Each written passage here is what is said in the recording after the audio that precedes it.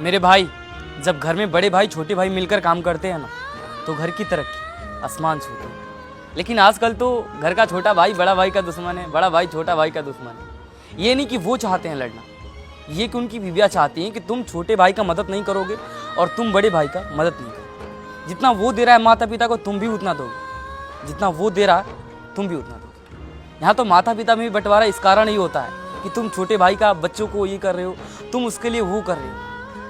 देखो मेरे भाई, घर में तुम समझदार हो, तुम पढ़े लिखे हो, लेकिन तुम्हारी बीवियाँ तुम्हारे माता पिता से अलग कर रही है। तुम्हारा जो भाई है, जो तुम्हारा भाई है, तुम्हारा खून का रिश्ता है, उससे अलग करिए, उससे तुम्हें लड़वा रही है।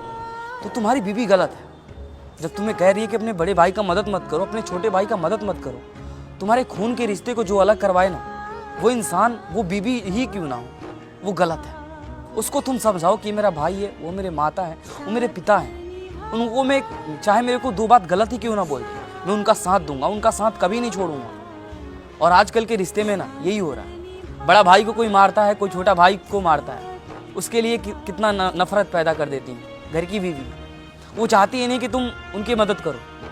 यहाँ तो माता पिता को जितना देते हो ना, उतना ही दो। यहाँ पे माता पिता भी अलग हो जाते हैं। तुम्हारे वो माता पिता है, वो तुम्हारा भाई है, तुम उसका सपोर्ट करो। अगर पत्नी सही है ना, तो मैं नहीं कहता कि उसका सपोर्ट मत करो, जान भी दे दो उसके सपोर्ट के लिए। लेकिन अगर पत्नी गलत है तो उसका विरोध भी करो, क्योंकि मेरे भाई, खून का रिश्ता कभी गलत नहीं होता। और खून के रिश्ते में गलत पैदा हो रही है, कोई करवा रहा है ना, तो उसको समझाओ और उसको सुधारो।